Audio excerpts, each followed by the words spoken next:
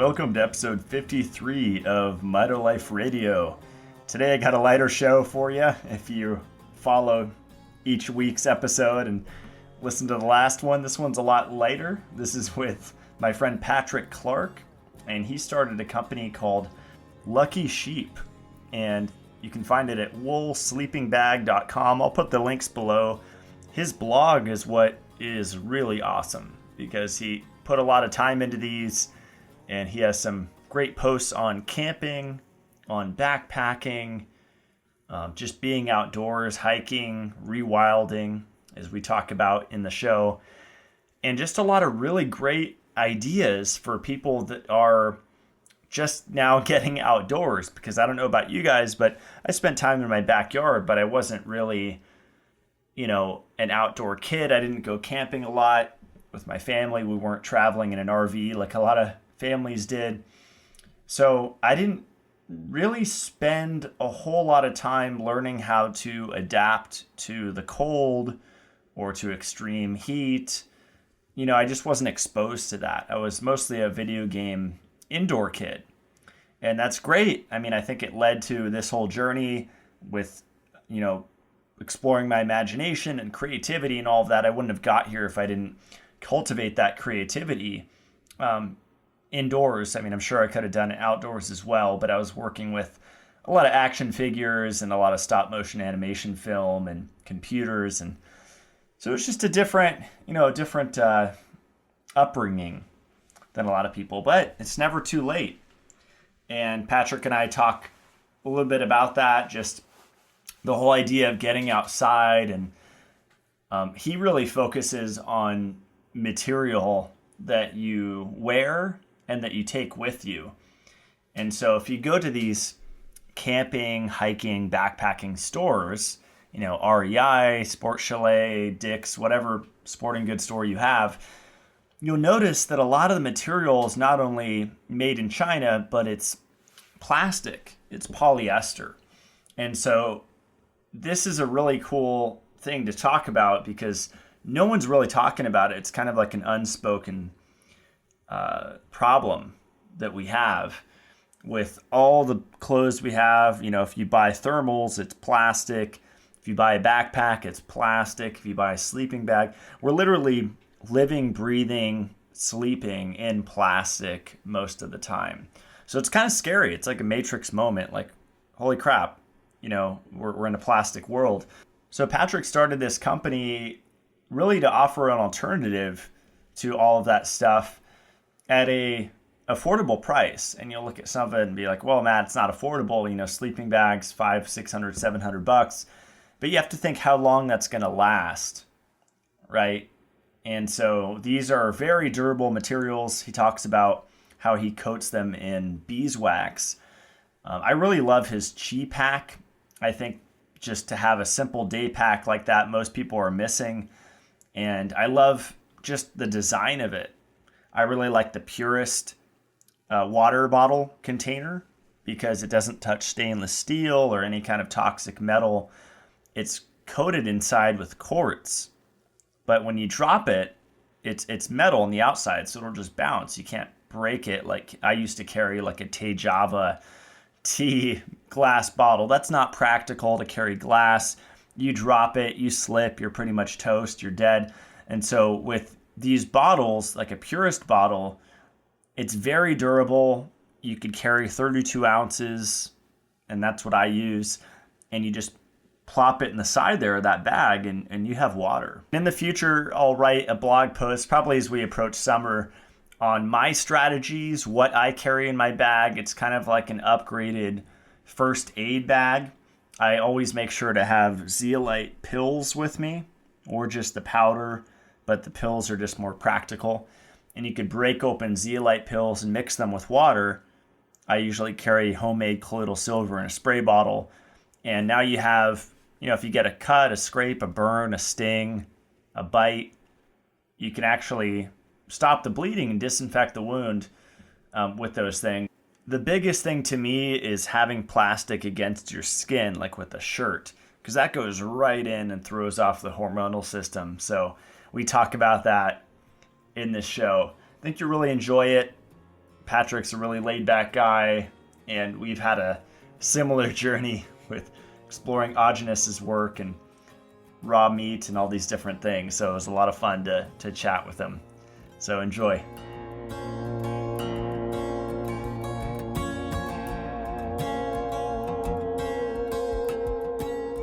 All right, I'm here with Patrick Clark. Welcome to the show. Hello, Matt. It's great to be here. Yeah, thanks for taking the time to come on. You've been following my work, and we've been kind of on parallel paths for quite a while, right? Yeah. I was surprised. I've been doing a lot of what you got into. I was doing it a while before I met you, and so when I saw what you were talking about, it was right down my alley. It was great. Yeah, it's funny. I think you saw me go, plant-based or vegan, vegetarian. I did all the different variations of vegan and vegetarian, I feel like. But I also dabbled in the whole rewilding thing, which I think was kind of coined by Daniel Vitalis. And then you have Arthur Haynes and a lot of these other people in the space that have made it, popular.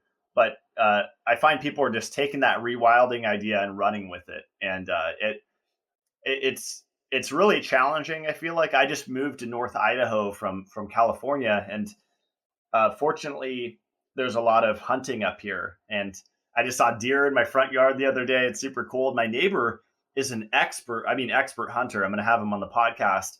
He holds skinning parties and like he's on it. Like he's been hunting for 20 or 30 years or something. And so just to find a mentor like that, I feel like is key, because it's really intimidating, right? Getting into this rewilding thing.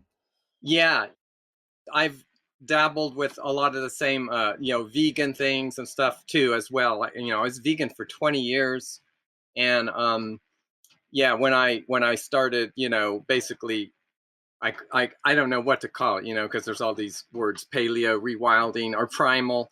But when I started, it wasn't even called paleo yet. And as soon as soon as I tasted a bite of raw meat, oh my God, I was like off and running. I mean, it turned my health around, and I hadn't heard of rewilding. I hadn't heard of anything. All of a sudden, it was like the whole world opened up. I had a taste of raw meat. My health came back like practically instantly, and then I was like, from then on I was like discovering, oh yeah, there's people talking about rewilding, and then from then on, well, this is 20 years ago. So just to give you a context of when I started, so then of course a whole lot of whole rewilding movement. I don't even know exactly the history of it, but we're talking about the same things and going in the same direction. So yeah, cool. Yeah. So were you inspired by like Agenus Vonderplanitz? Because that guy wrote the book, what was it, We Want to Live? And he had really crazy ideas. Like I think he was eating fermented meats and organ meats and stuff. But I loved that he was a fan of raw milk, because I think the carnivore crowd is, vegans are going carnivore. It's like, come on, guys, you're going to the opposite extreme, right? You're not in balance. Like I'm sure you see me talk a lot about carbs. So. Yeah, exactly. Yeah, I did. I was introduced through Agenus, and I did meet him and have some of his classes live, and that was, it was just opened up a whole new raw milk and raw meat, raw eggs, honey. There was it was very extreme. Yeah, it was very extreme, and I was like, for my friend was eating some, and I was going like, I'm never gonna do that. There's no way.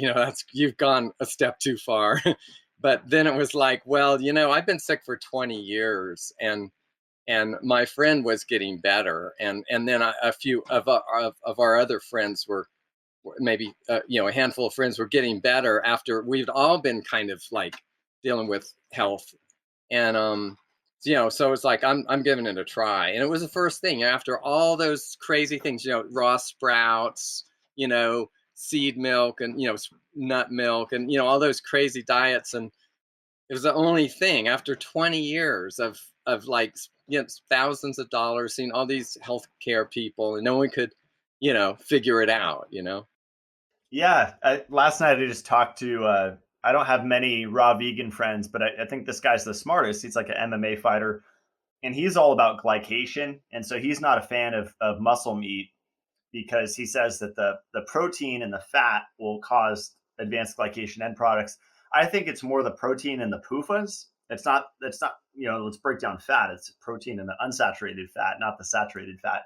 But he thinks it's saturated fat and then it clogs your arteries and that whole thing. But I guess where I'm coming from is I just think everyone's protein deficient, right? And so it might have been just the protein alone that might have healed you, right? Because I still have trouble getting up to the protein that I want every day. It's like I Yeah. have to eat a lot to make sure.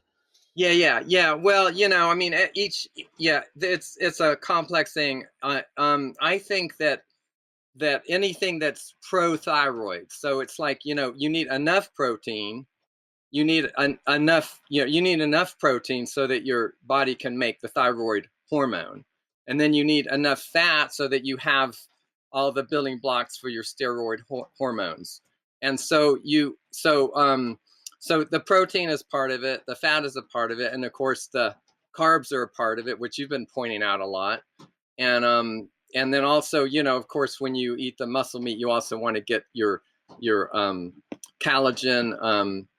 You want to get your proline and glycine to balance out all the amino acids that are in the muscle meat. And so, whatever it is, whatever balance you need to make your metabolism optimized, and it's going to be a little different for everyone. But God, for a vegan that's been vegan for 20 years, I mean, I probably didn't eat a bite of butter the whole time, like olive oil or, God, canola oil of all things, I mean, I had a ton.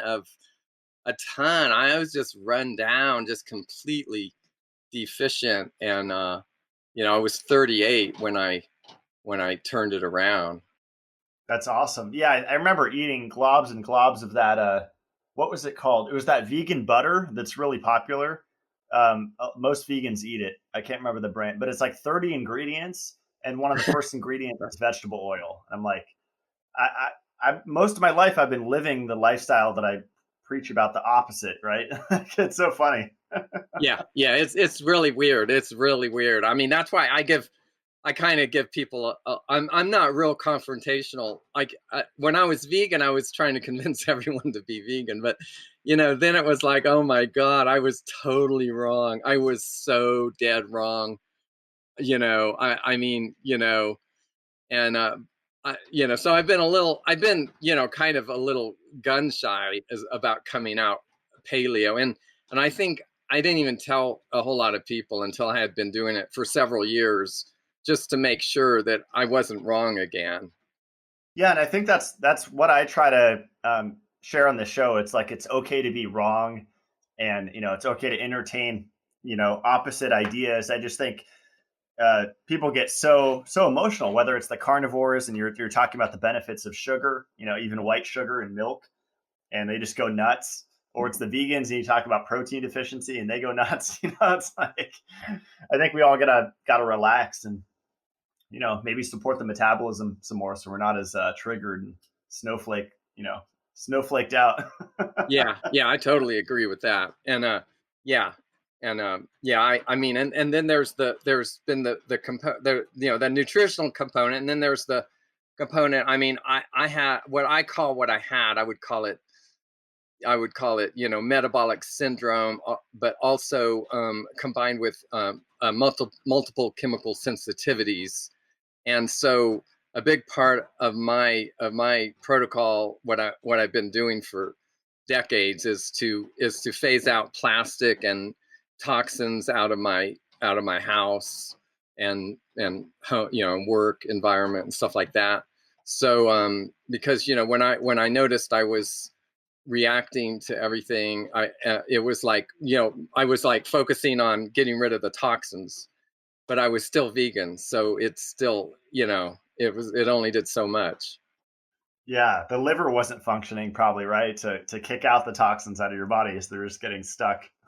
Yeah, I think they were just getting blocked. All the detox pathways were blocked, and I was so skinny. I was like deathly skinny, could not put on any weight.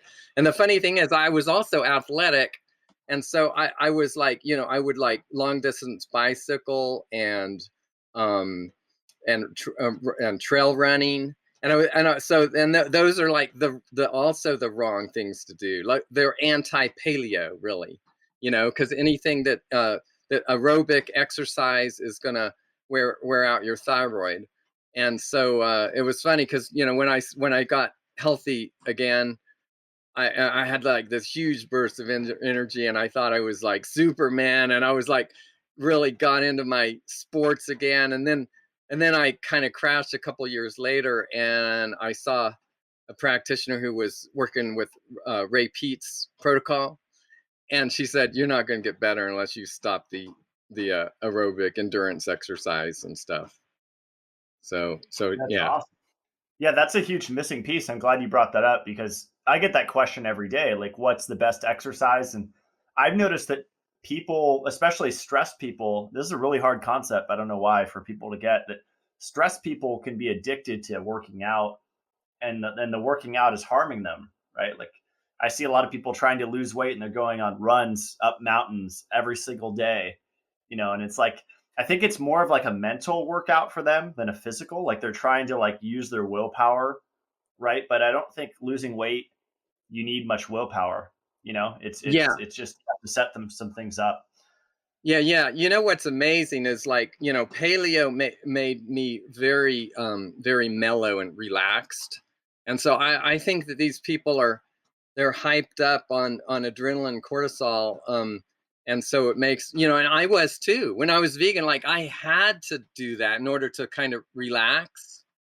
But when I started just, eating these fats and proteins, and I was just mellow, and it was like, I didn't crave that anymore. I was already relaxed. And so and that's the thing about bring in the rewilding philosophy, like the vegan the vegan and the type A, like you gotta work hard, no pain no gain, that whole thing, that's anti rewilding, because like it's a product of our modern culture.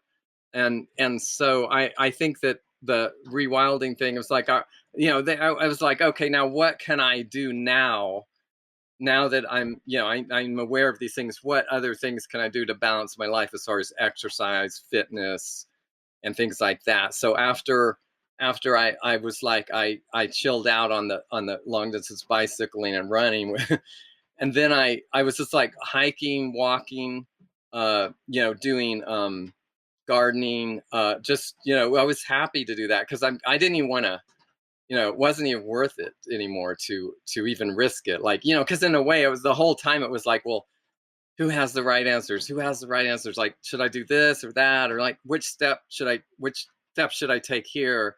All this information was just kind of pouring out, and we were all trying to figure out, well, is this right, should I do this, should I do this? So I was just like really conservative, and it was like, you know, there's enough evidence to show me I'm not going to do those things, and I'm going to start exploring other things. So yeah, so it's like, yeah, just get my feet on the ground, barefoot walking. Barefoot walking is like it's almost like an extreme sport. I mean, where I used to be mountain biking on trails, and I'll be like barefoot walking on those same trails, and people be mountain biking, and it'll be like they don't understand how amazing it is to like actually have your feet on the ground and be going slow, and the sensation of that in your feet and in your body, and you're connecting with the earth, and it's extreme because, like, it takes like practice, like, to get your feet and your body, your whole body reshaped from just that. And then it's like, and people say I could never do that, and then I'm like, yeah, I know you can, because it's an extreme sport. Yeah, I used to have a friend that worked at a health food store, and we would go rock climbing, just free climbing, no ropes.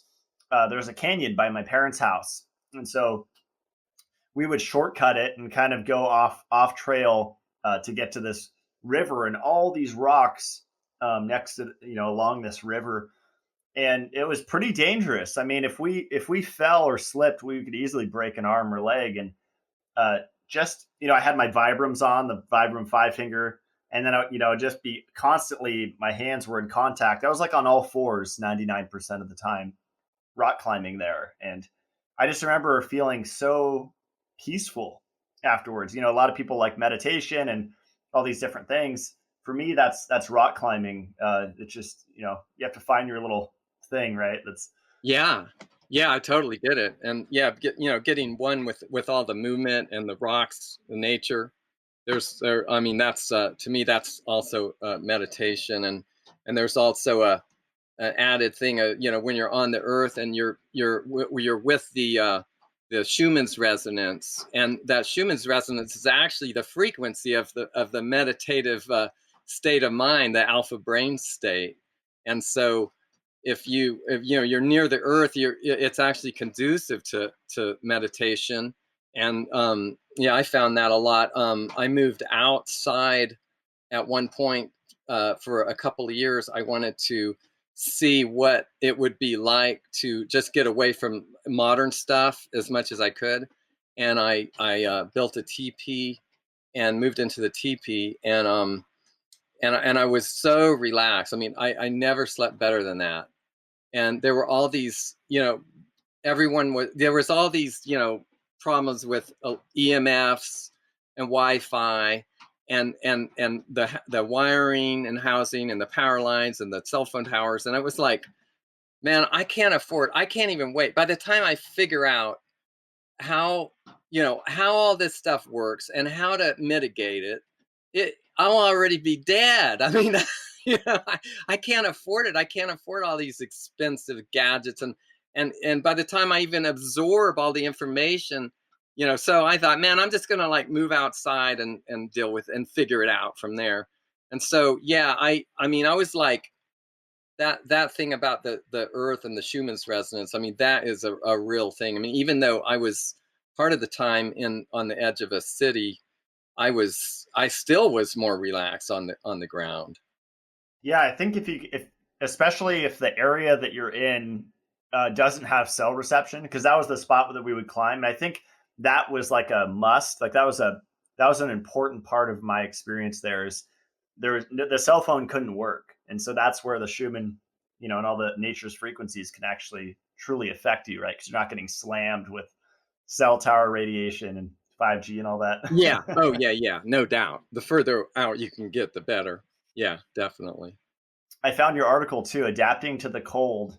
So you said from 2011 to 2014, you were living in the TP off and on, and you didn't have any fire in there, right?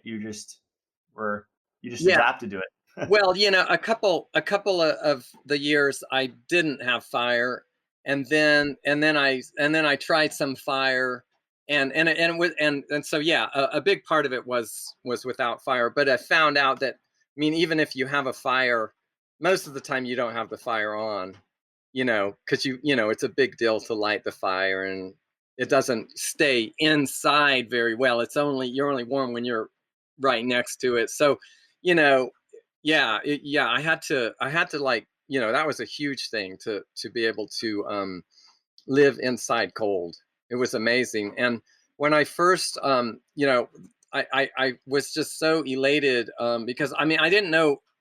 I mean, I had huge fears about it, like huge. I didn't know, if it was going to work at all. And I was just like, after a couple weeks, I mean, it took a couple weeks, I would say, to cold adapt.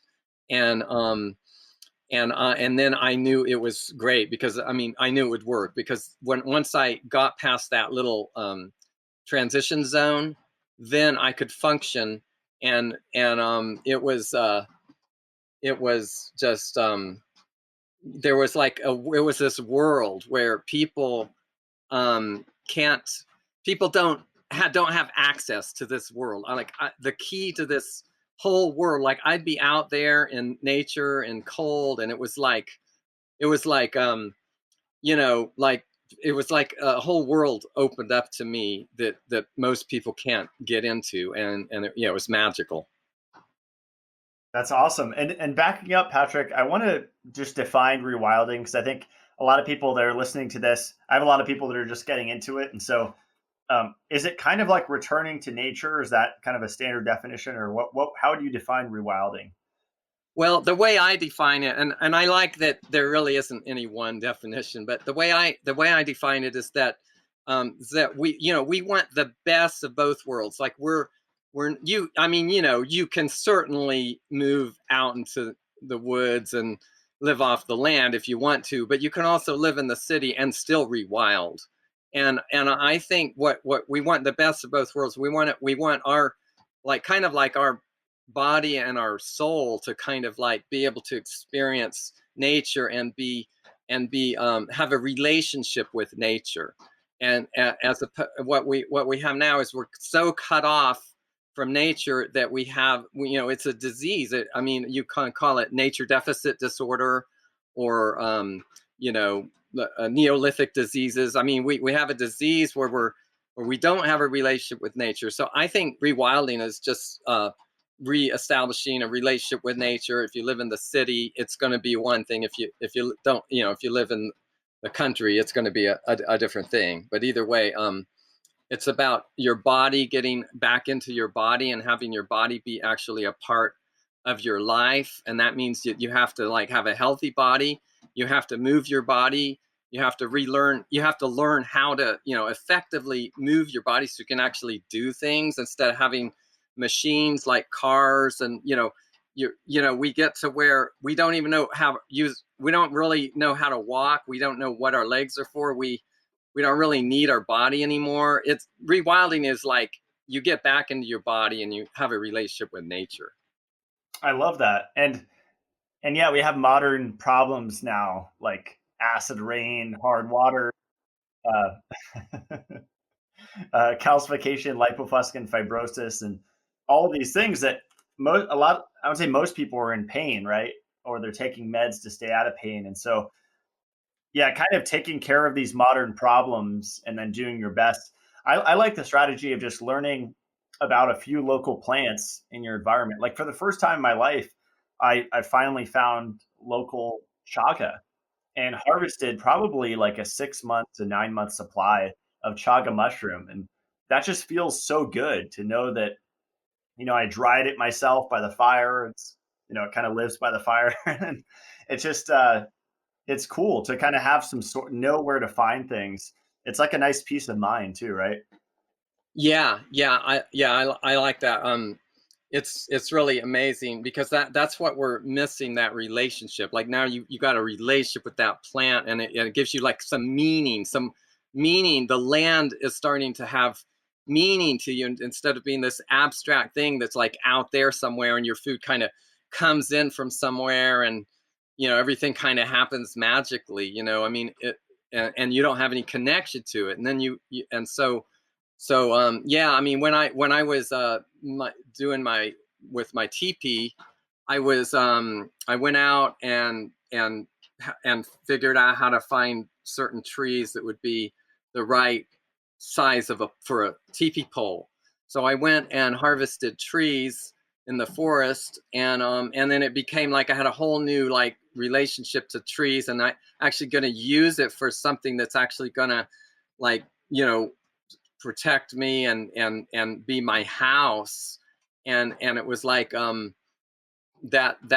love with the land and nature, that's what we need. And also what you mentioned about the you kind of need your body back. I mean, if you're full of toxins and your body isn't, it doesn't, your metabolism isn't working, if you can't generate heat, and you can't like move because you have pain and things, you need to have your body back. So I actually think that the first step of rewilding, and it was for me too, was just to kind of like heal from you know from all the damage that had been done. Yeah, yeah. I want to dive into clothing because this is something that you've gone pretty deep into researching, and you have a great article, "Rewilding Your Outdoor Clothing," Part 3. And you say the 6 criteria for outdoor clothing: weight, movability, breathability, moisture wicking, temperature regulation, and ecological impact. Um, I I'm getting back into wearing thermals, and most thermals, I think we mentioned, I told you on the phone, is made of polyester, right? I know you're aware of that, and Yeah. that's basically plastic, right? And I would say most people in winter climates or cold climates are wearing plastic garments, right?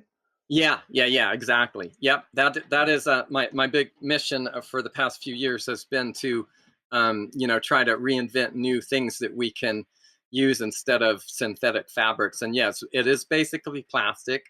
And when I moved into my teepee, one of my criteria was don't bring plastic, because I had phased out plastic in my house.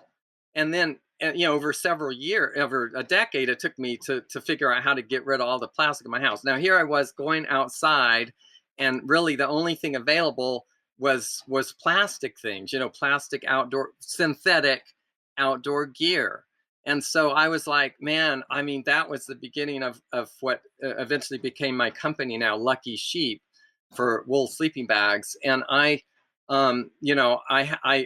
explored and discovered how to make a wool sleeping bag, and also get my clothing down. And then the problem with the synthetic is that like, it doesn't really, like, the body, like if you look at animals that live in the cold, they have fur. So you want your clothing to, the way the fur keeps them warm, that is a different thing. That's a different mechanism than the way that synthetic fabrics keep us warm. So how can we mimic that natural way of the way that animals with fur, that process that keeps them warm? So we, when we wear synthetic, back in the, the caveman days, the paleo, we were wearing furs, and so we were, since we're like a hairless ape, we needed to borrow the hair from the animal, and so that was like how humans like stayed warm. But the modern outdoor gear, they've overlooked that. They've overlooked that we're bypassing a very intrinsic biological process. That's fascinating. I think that's a really good point, that it's keeping us warm in a different way than the fur of animals. And can you explain like the reason why? Like say a plastic thermal is keeping me warm differently than like a natural, I don't know, wool jacket or something. Yeah, it's super easy. It's a pretty simple process to understand. So plastic, like, it's insulation. Now, insulating a building, a building isn't an organism that has a metabolism. So, insulating a building is different than insulating a body. So if you so the thing that a body needs to stay warm, you need moisture and temperature regulation. They are like hand in hand in the same process. So you need something that will actually like wick moisture away from your body, and so that it kind of keeps you dry next to your body. So synthetic fabrics, what they do is they don't breathe. Like even the ones they say are breathable, but they don't breathe. They don't really breathe, other than like their definition for what is breathable. I don't exactly know. I mean, what they mean breathable is it has more holes in it, but it lets it it breathes in a different way. So synthetic fabrics, they trap moisture next to your body, because the reason why is because it's plastic. Like think about, putting yourself in a plastic bag, and that wouldn't allow moisture to go back and forth. So you're putting, something on you that's like a plastic bag, and it won't allow the moisture to go through very effectively. The only way it can go through is to go in between the fibers. It can't go through the fibers. and that's very inefficient. Most of it won't go through at all, and so you end up being having moisture near your body. So so when you have moisture near your body, that's damp. You're damp, and so when you're damp, you know how damp air, like is colder than dry air, even if it's the same temperature. So you feel colder when you're damp. So that's synthetic. So now let's look at wool. So wool, it, instead of it holding, trapping the moisture, it has hollow, the fibers of wool are hollow. So it brings moisture through the fiber from the heat source, which is your body, toward the outside. And so it has this constant process of true breathability, real breathability, where it's breathing. Your body is releasing moisture, and so you're releasing moisture, and as you're releasing moisture, you're regulating the temperature so that you don't get too hot or too cold. Now, so the problem with synthetics, and now they've not just for outdoor gear, but even like they've just done sleep studies, and the sleep studies are where they've done the most research, and you can see that the heart rate beats 20 times more per minute under synthetic blankets than under wool at a certain certain temperature range. And so you can imagine it's causing your heart to work harder. And the reason that's happening is because it's what we call thermal stress. Because as your body, the temperature is changing outside, and your body is needing to keep its homeostasis by adjusting with the changes of the temperature. And if it can't get, if it gets stuck and it can't really change, it gets like too hot, that creates thermal stress, and then that results in your heart rate going up. Wow, that's interesting. Have you seen my post about the Gemba Fit shirts? Like my friend Andrew Latour that has the Red Light Company. He's basically reselling, but these shirts that are embedded with bioceramics called Sealant. There's companies that make Sealant blankets, and it's a technology that reflects infrared back into you, like 94%. And I believe it's a natural, like yarn material. There's no like plastics in it. Have you heard of that, like infrared reflective clothing, where it sends it back into your body? I haven't actually heard of that, but it sounds interesting. I mean, it sounds good, like down the right line. As long as you can still do your temperature regulation and have your insulating abilities and your moisture wicking abilities and things like that, that'd be good. Yeah, and I've also been experimenting with putting some infrared. It might be really similar because it's actually a ceramic that has infrared in it that's crushed into a powder, and then I'm experimenting with putting that into onto like cotton, like using beeswax and melting that into cotton and stuff. So yeah, I mean this is good stuff. I mean what we're wearing is right next to our body. It's very much affecting our well-being and our comfort and our health and stuff. Yeah, I'm not sure about all my pants.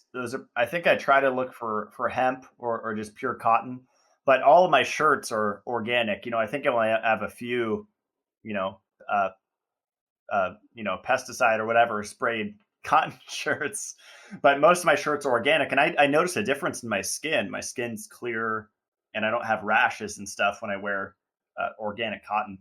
Yeah. That's good. And of course, you can't use cotton. Cotton wouldn't be good for the outdoors, but it is good for city stuff, which might as well use it because it's great for that. And yeah, so I think that most people going outside and putting themselves inside plastic. I mean, first it's the plastic of your clothes, then there's your sleeping bag that's plastic, then there's your tent that's plastic, and I mean, and it's not just that's one thing. There's a whole lot of things but besides the thing about breathability and temperature regulation and moisture, there's also the chemicals that are in the plastic that they off gas, especially as we put off heat. And uh and so actually that was the first thing that got me to look for something else. I mean, I didn't even know all this stuff. I had no idea. I was just trying to get away from the chemicals that were getting on my skin and that I was breathing, that were coming from the plastic. I mean, that was part of my quest to that was really the only reason I was doing it. And then I found out, my God, it's like there's all these amazing advantages besides that. That's a really good point with the off gassing. So are there two major routes of phthalates getting in the body? It's like transdermal, physically going in, and then also just by diffusion, just going through the pores in a gaseous state. Oh, that sounds pretty accurate.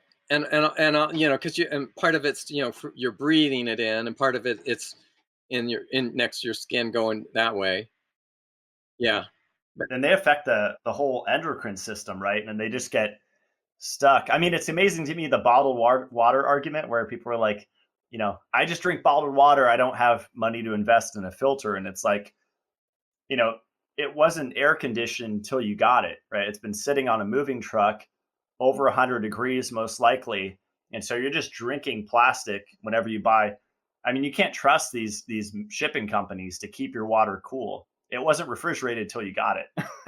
So. Yeah, exactly. I mean, that's a really good analogy. That's the same analogy I use. I say, like, if you don't drink from a plastic bottle if you can help it, then why are you sleeping in plastic and wearing plastic? And think about it. Just think about it. I mean, it's something people haven't thought about. I mean, and here's why. I mean, that's my mission, is really, like, I discovered it, and now I'm just simply showing people what I discovered so they can enjoy it too. But I mean, like, for 100 years, or more than 100 years, we've been the plastic industry has been promoting synthetic fabric. So synthetic fabric infiltrated the entire culture, the entire earth. And then so everything we touch, everything we that's in our life almost is plastic. It's like ubiquitous. It's everywhere. And so then it's like, okay, so let's phase, just one individual. How can I phase plastic out of my life? And so you start, like, replacing everything into everything, and then it's like, then the last thing that's left is your outdoor gear. It's all plastic, and then it's like, oh, I gotta rethink this, and like, what's going on here? And then so it's easy to see how plastic has gotten into our life, and we really, really, really need to get it back out, get it off the earth. I love that you focus on this, and I'll put the link to this article below. It was by Fox News, and yeah, I know it's Fox News, but it was 2014 January, and it's called "More Than 24,500 Chemicals Found in Bottled Water," and there was a German study, and they found as little as zero point 0.1 ounces of bottled plastic water inhibited estrogenic activity by 60%. And androgenic activity by 90%. So you want to talk about the feminization of the male. I mean, you're inhibiting testosterone production by 90% with just plastic. And people are not only drinking it, they're wearing it, right? Yeah, exactly. And down that same line, it's in our salt. So it goes into the ocean, and then we're eating plastic in our salt. And then we're going outdoor, when we're going outdoors, and we're insisting on having a sleeping bag that, like, packs down into, like, the size of, like, a tiny little thing, like, made from down that's been plucked off of a bird while it was alive, tortured a bird so you could, like, sleep with this little thing, with a piece of plastic fabric. And then, oh man, I mean, the ocean that we wash our fabric, and it goes into the water stream, and the little microfibers come out, goes in the water stream, goes to the ocean, goes into the salt. and and then it's like, yeah, I mean, it's like it's a good, good thing to rethink. I mean, it's hurting on a lot of levels. Yeah, and you have an article on down called "The Lowdown on Down." So you're not a fan of down sleeping bags, and you prefer sheep's wool, right? Yeah, yeah, that's exactly. And I mean, down is light, but the thing is, it actually doesn't regulate the moisture and the temperature. So down, it kind of works like insulating a building. It doesn't have that moisture wicking properties of wool, and so just from a personal comfort standpoint, it's not that great. Although it definitely will keep you warm. Like if you're going, and it's really polar conditions, or it's really cold. I mean, it'll definitely keep you warm, but what it won't do is it won't really work on most people's everyday backpacking and camping trips, because as well, nearly as well, because you end up like you don't know exactly what the temperature is going to be, and usually it varies anyway, even on one trip. And so if you have a bag that's rated at like say 20 degrees, then like say if it's 30 degrees, it's going to be too hot or Yeah. something, whatever. But it just gives you an idea of how it yeah. So down is really not comfortable because it doesn't do the moisture and the temperature regulation. So, and it holds your moisture next to your body, so it has that ultimate like clammy feeling what you're going to have. In fact, I mean, there's so few people that have even experienced sleeping outdoors in wool right now. I mean, what I'm talking about, I have to like really think how to describe it to people, because before I did it, I didn't know there was anything different. I just thought, oh, I'd wake up and yeah, I don't really feel that great, but I don't know what it is, but after I slept in wool, I would be like, wake up, and I was like, where am I? I think I'm at home. I don't even feel like I have any blankets on me or something. Where am I? And it would be like, oh, I'm camping, and it's like, I'm in a field and it's dew out all around, and the top of my bag is drenched, but I feel like bone dry and completely the perfect temperature. And so it was like a huge revelation. That's awesome. I'm curious, what are your thoughts on eucalyptus? Because I think that's my comforter. It's made of eucalyptus, and I guess it's being marketed as being better than cotton, and it's pretty affordable. Have you looked into that, or? Well, it would probably be fine. I mean, anything like it's like milkweed pod down like that. So it'd probably be good. I mean, it's probably it might be great. I mean, it probably wouldn't be really good for like like the weight of it. It might take a lot of weight to make the amount of warmth you need. I don't know, but I did actually work with Kapok. Kapok is similar to eucalyptus, and it's actually it was the first thing I started playing around with, and it works great as far as you're comfortable, and the temperature regulation seems okay. It's not good for moisture wicking, but if you're like indoors, it's fine. Awesome. And I'm looking at your sleeping bag section on your website, and so you have a bunch of cool stuff. You have the different designs: the Aurora Borealis, the Rewilder, and the Tree Hugger. So are there like three major styles of sleeping bags that you make, or? Yeah, exactly. Yep. I got one. The most popular one is the Rewilder, and that's because most people camp where it's like between 20 degrees, about down to 20 degrees. That's about where most people like to go.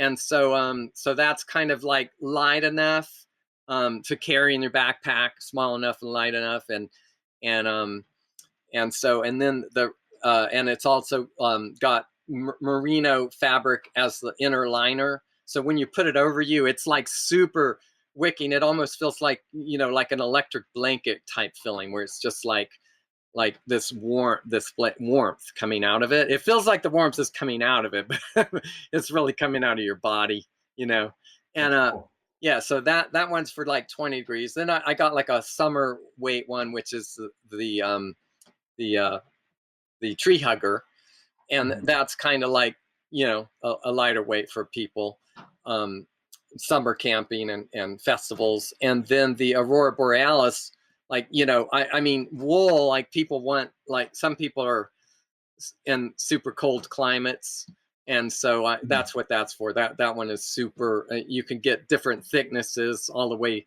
to negative 20 degrees, and Wow. yeah, So you can go to Alaska with that one. yeah, yeah, exactly. That's super cool. And yeah, I used to work at Sports Chalet. That was one of my first jobs. I worked there for a couple of years. Unfortunately, in the mall, made like minimum wage. It was fun, but got bossed around by customers. But Sports Chalet, REI, what is it, Dick's, all these sporting goods stores, they just sell garbage, right? As far as sleeping bags, I mean, if you want to spend $100 and get a plastic one, it's easy. But I think it's worth. I mean, how long do these last? They'll last for decades, right? Yeah, it's interesting. And also, I like, that was the first thing I noticed. I couldn't even go in those stores when I started, being chemically sensitive. I'd go in the store and be like, oh my God, like, I gotta get out of here. And they've measured the air quality in those stores, and they're 1,000 times more PFCs than not in there. So a huge health hazard, but yeah, synthetic bags, synthetic fabrics, I mean, they last, I don't know, usually, they can last like 20 years, but then they start breaking down and Mhm. kind of crumbling, and then that, then all that stuff's getting into your lungs, that little fibers are breaking off, and it's inevitable. But yeah, the natural fiber bags, I mean, I can't say they last forever. I mean, for one thing, you definitely got to protect them from moths. It's not too Mhm. hard. You just put it in the stuff sack when you're not using it, and Mhm. and that works pretty well. So I mean, they could last a long time. I mean, the ones I made, I've been making it for 6 years when I started. So they're still in excellent top notch shape. The first ones. So I don't know. I mean, we'll see. But they're definitely. I mean, that's another thing, is like, like how long something lasts. And also how much it costs. I mean, this has been kicked around in these conversations, but the how long it lasts. I mean, that's a whole problem with plastic. I mean, Yeah. it lasts Ever. forever. I mean, a soda bottle, I don't know, 250 years in the ocean or something, like, so Crazy. yeah. So I mean, we definitely want to find a balance where you're using something, and it seems like it's like worth it for how long it lasts. I mean, you definitely want that, but it, Yeah. it seems like wool is like pretty good for that. I hope in coming years they have you heard of that fungus that will eat plastic? I think Paul Stamets has talked about it. There's fungus that eats petroleum, right? Petroleum debris, and then there's a mushroom that will eat plastic. I always thought it'd be cool to have like a plastic composting bin in my backyard. Yeah, exactly. I think so too. Well, actually, effective microorganisms are also good for that. So Oh, cool. I've been, with all the phthalates we've been exposed to. I mean, I think that's like a really accessible, immediate thing we can all do, is to be ingesting effective microorganisms. You can brew them yourself, and by the mother culture EM1, and brew it yourself at home.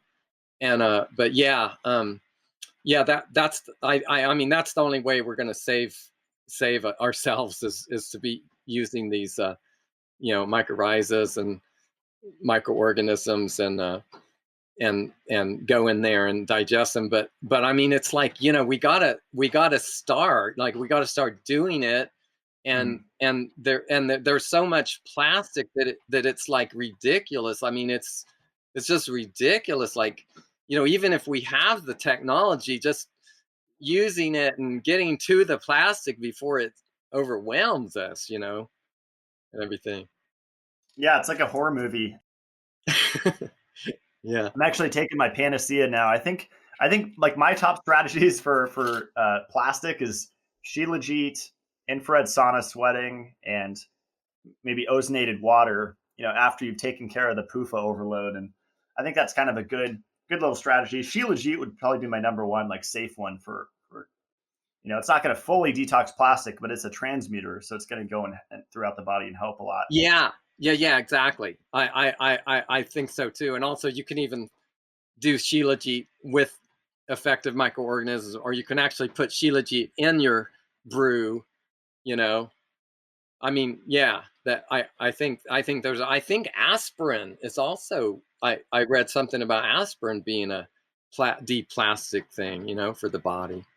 There's almost nothing that aspirin doesn't do. It's incredible. And I see you have a crystal moon tent too, and so I think it's pretty cool. It's organic canvas coated with beeswax, embedded with amethyst powder, shungite powder, and ceramic powder. So I'd imagine it has like a reflective quality, right, for infrared. Yeah, exactly. It certainly does.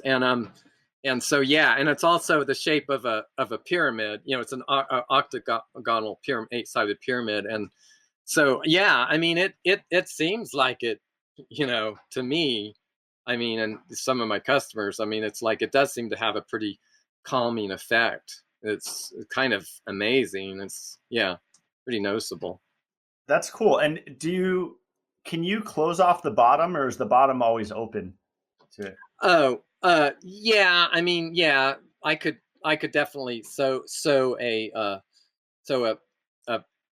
fabric to the bottom so that it was completely sealed. Yeah, I mean, if anybody wants, I'm just kind of new, so I'm kind of like waiting to see what people really want. And some people have like been concerned about bugs, and it is a concern in some places. So yeah, I can sew a bottom on, but sometimes it's also like, having the bottom be separate and having a little bit of a relationship with the ground.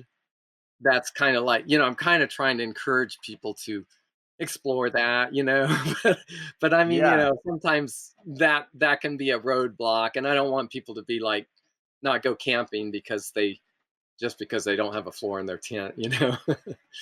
Yeah, definitely. Yeah, I know in some areas there's some pretty gnarly spiders. I know by me there are. I've seen them. And Yeah, I know. Oh, sorry. Go that's ahead. another thing. Relationship with the environment and the earth, and when I moved into my teepee, I thought, I thought, yeah, there'll be spiders. Who knows what there'll be. And I thought, and I just made a deal with nature that I wasn't going to kill anything. Like I wasn't going to kill any spiders and stuff because, like, it was really a selfish thing because I mean, how could I do anything about it? They were going to be everywhere, and so I just, I kind of worked with my fear. I mean, sometimes they'd crawl on me and it'd be crazy. And I just, eventually it's like they never bother me. I never got hurt. I still do it.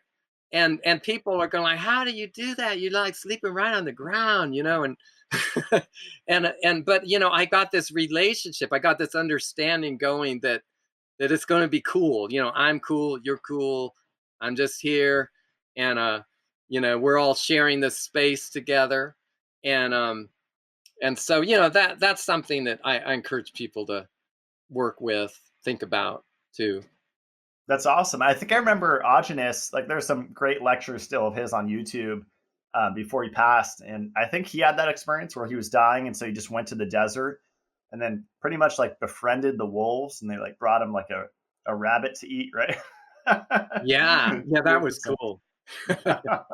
Yeah, that kind of thing happens. Yeah. And I also see, I didn't know you sell bags like to wear on hikes and stuff. And so you have a chi pack and an expedition backpack that seems more for like camping. And then the chi pack is more for like a day trip, right? Yeah, you got it. Yeah, I made a little day pack one. It's like, it's good for it fits a laptop, and I made it so it would be super organized with a ton of pockets, and something that you can have that's not plastic. Like everything, like you go and it's all you're touching plastic, always plastic.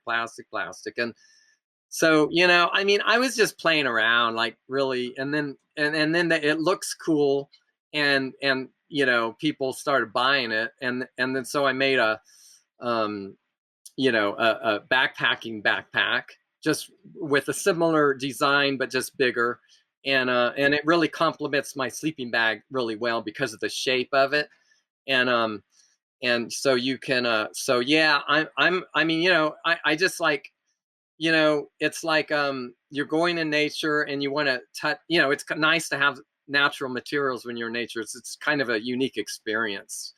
And Yeah. I'm also going to be beeswaxing those, so you can, so I'm working with waterproofing, natural waterproofing techniques and stuff. That's cool. So beeswax, like if you get into like desert temperatures, like I've made beeswax candles over the past few years, and I noticed that they'll melt. You know, are they pretty stable? Like, will they stay on there for a long time? Or Oh, yeah, yeah, beeswax? that's a good point. Like, what temperature was like in the desert? Like 120 or? Yeah, I guess you'd have to get pretty up there, like in the what is it, the where people die of heat exhaustion. Yeah, no, I mean, it Like, has been getting pretty hot. I mean, for sure. I don't, that's a good point about desert conditions. I mean, yeah, I mean, you know, I mean, actually, like, I'll take my beeswax and I'll, like, my beeswax jacket, and I'll hold it up next to a fire, and because, to dry it out, like, to dry it out, and I'm standing around camp and I'll dry it out, and it doesn't like melt or anything. I that's don't know. cool. It would if I held it there, but then it would burn too. But I mean, like, I could, I mean, I could take an iron, on the highest temperature, and run it over the the thing that's been beeswaxed, whether it's a tent or a jacket or a sleeping bag, and the iron, it won't make it come out. It might melt it, but it'll just stay in there. That's cool. Wow. Yeah, I never even thought of like coating things in beeswax. I've had so many spills, where I forget a candle's going in the bathroom and it just cakes the floor, and I have to take a heat gun to it, and get an old T-shirt, and I lose. It's a whole ordeal. So I guess it is pretty solid once it once it dries. So Oh, yeah, um, yeah. Well, yeah, and when the and that kind of like spill is like a different thing than when it's in your fabric, because it's kind of on it in a kind of a finer amount. But yeah. that's cool, and I love the little pocket for the water bottle, because with my current bag, I just have to throw my. I used a Purist water bottle. It's like a quartz. It's super light, but it's just quartz crystal layer on the inside, so it doesn't touch any stainless steel or aluminum or anything. I think it's the best water bottle, but that would be perfect in there, because I have to throw it in my bag. I'm always worried about it, opening and Yeah, getting yeah, everything exactly. wet. Yeah, I put a pocket for the water bottle, and also you can put your rain gear in the other pocket if you want. Very cool. Well, yeah, I think it's awesome what you're doing, and I think your blog posts are really great. You know, it's a lot to learn. I mean, I've been going hiking more and just getting outdoors more, and there's a lot to think about, and so you make it really easy. Like, I love your article on snack foods for backpacking, and I think one of your top is like pemmican, and then you have gelatin, right, and then you have like a mushroom soup. Oh, man. Yeah, that's good eating. That's really good eating, man. I mean, and it took me a while to figure out how to go backpacking with my diet. In fact, you know, when I first started, I was like, I was getting my health back, and then I got my health back. Then it was like, well, my gear isn't right, so I had to get my gear right. But I also had to get, like, well, what am I going to bring for food? Because I don't eat, like, you know noodles and rice and dried bananas and peanut butter anymore. And so Astronaut food. Yeah. yeah, so I figured out how to make pemmican. So yeah, you can go to my website or get my upcoming book that's going to have Cool. all this stuff in it in a really well organized way. And so yeah, pemmican is like the most amazing staple for backpacking, or even just day hiking, whatever. and and the amazing thing is that it tastes good, like compared to eating oatmeal every day for breakfast or something. I mean, just oatmeal, like you've got like actual really amazing nourishing fat and protein, and and like you and carbs too, like blueberry powder inside all that one food. And like it really it kind of what it does is it helps your body to generate heat, and that's the one thing you need when you're backpacking, when you're camping and you're outdoors. You need to make your own heat. You need the two things you need is stay dry and stay warm enough. And so these foods are, they're perfect for that, because they were made by the same people who used to live outdoors and eat what was on the land available to them, and that's what has sustained our species for however long we've been here. I love it. I have to get an Excalibur dehydrator again. I used to have one, and I think right now I'm buying like Maui Nui. It's like invasive axis deer in Hawaii, and it's just expensive. I think it's like $4 or $5, per jerky strip, and I could eat tons of them, but it's not very cost effective. And so, just to get some ground meat, which I have tons of, and you said you use a Vitamix and then you dehydrate it under 120 degrees to keep the enzymes and stuff, which I Yeah, like. I think most people are just totally out to lunch with the enzyme thing. yeah, Carnivore yeah, people eating cooked meat all day. It's like you're getting enzyme deficient.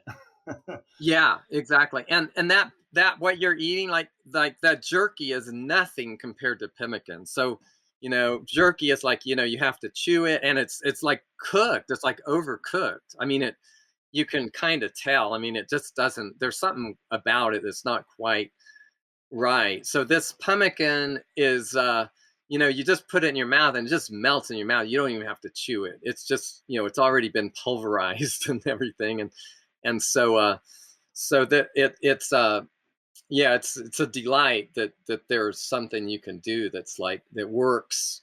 Gives you easy energy with no hassle when you're out there, and you just don't really have the facilities to make food. And um and so you can't buy pemmican. Like there isn't anywhere that makes pemmican, at least that I know so far. And also, if they did, I don't think they could legally do it like with the low temperature drying, because I think they have to have a high temperature so they can call it pasteurized. And so, Interesting. under the health code. So yeah, I mean, if you want to rewild, you kind of have to do it yourself sometimes. Yeah, it's true, and that's really it's funny. My friend Jay Denman, he has like a almost like a TRS type product called a DNA detox, like a zeolite liquid, and he is really big into like the dosha types. And he was saying him and I are similar in that we do better on pulverized meat. I don't know if you've heard this from Agenus, but some people do better with like a steak, and then some people like me prefer ground meat, like easy to chew, almost like pre-digested food. I think it's like vata or something, but I mean, it makes sense. I prefer ground meat to like a steak. It's faster to eat. It's easier to chew. Yeah, yeah, that makes sense too.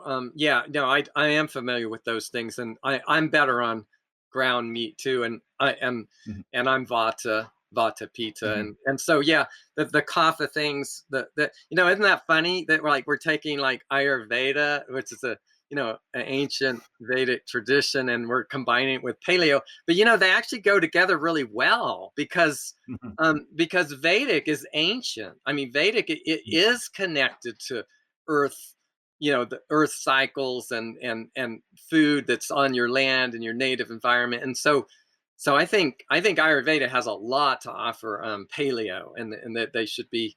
It's good to put them together. Um, Mhm. and also that's another. It's kind of funny because like I take my Paleo things that are like meat and stuff, and I'll put my Ayurvedic spices on that are balancing my dosha. And Mhm. so yeah, I enjoy that. I mean, I think that's there's a lot to that, and it's also good for stimulating well, it tastes good, and it Yeah, stimulates your digestion, and it also helps with bile flow when you have those right spices and stuff. I love it. Well, I'm going to put a link below to your article on trail foods because I think it's awesome. You even have a video at the bottom how to make pemmican, which is really cool. So I love that you just make it easy for people, and I think this is really important stuff. I mean, even for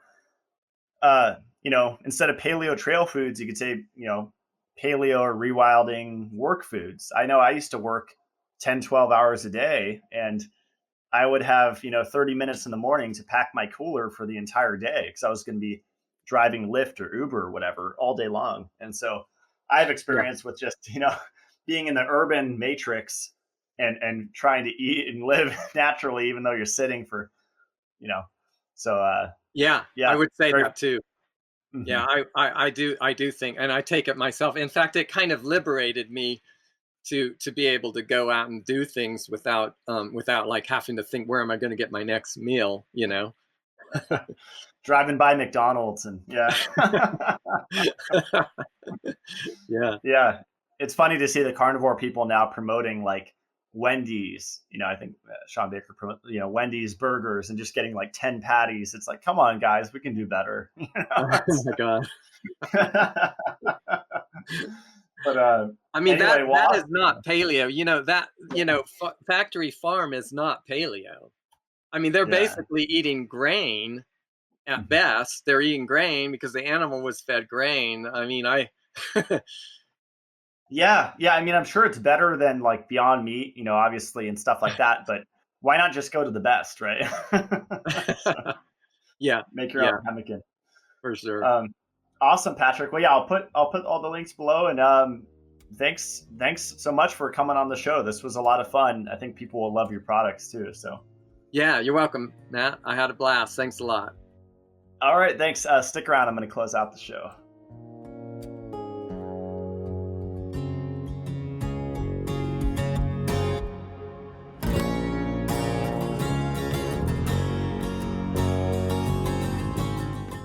Well, that's it for today's show. Hope you guys liked that one. Definitely go on his website and check out the blogs that he wrote. You can tell he put a lot of time into those.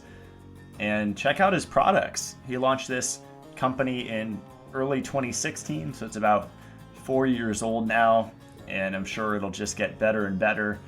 I love the beeswax thing. I'm just fascinated by that because I've been making beeswax candles for years, and I had no idea that you can coat like camping material, like tents and backpacks, in beeswax, and that it'll actually last. So that's really cool to me, and I just like the materials that he's working with too. I think it's really interesting that he's fascinated in the infrared reflecting because I think that's a missing piece with a lot of gear.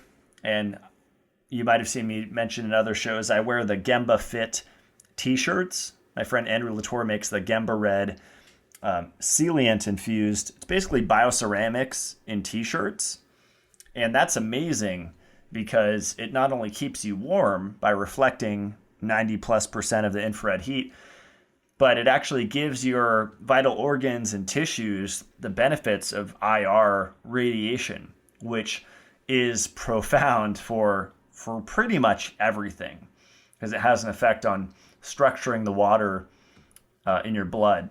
And so that's pretty cool. It has systemic effects on your cells that is far-reaching and hugely beneficial. So check out the links below. Definitely the paleo trail foods. I really loved that article. It's definitely my favorite that he wrote, but there's a lot of good ones.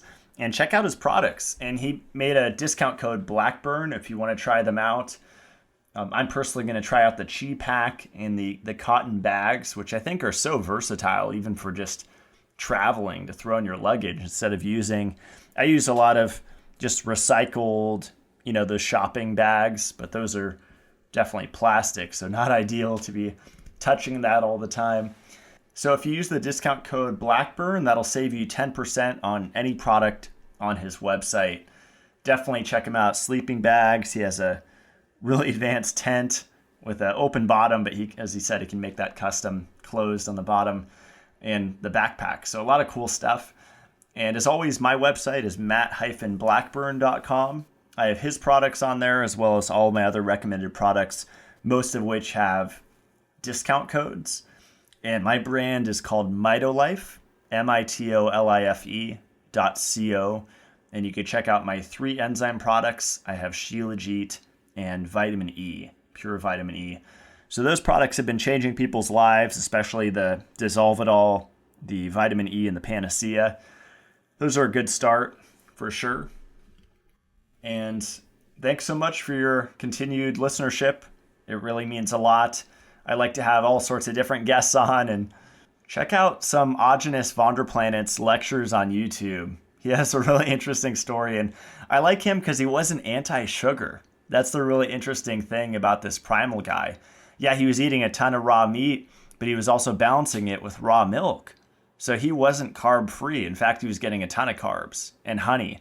He was a huge advocate of raw milk and honey, which is just packed chock full of sugar. Plus red meat. It's like those two can coexist, and people get all tripped up about advanced glycation end products, and it's like, guys, the plants have more AGEs than the animal products. And you have to look at it in context of iron poisoning and lipid peroxidation and endotoxemia. So those things will all increase glycation, and if you have magnesium bicarbonate in and Shilajit coming in like you should every day, then the advanced glycation thing you don't have to worry about as much. And I should add body work in there is also important. So some things to consider, but I really like his old lectures. They were really inspiring to me. Today's quote is by David Thompson, 1810. Dried provisions made of the meat and fat of the bison, under the name of pemmican, a wholesome, well-tasted, nutritious food, upon which all persons engaged in the fur trade mostly depend for their subsistence during the open season. It is made of the lean and fleshy parts of the bison, dried, smoked, and pounded fine. In this state, it is called beet meat.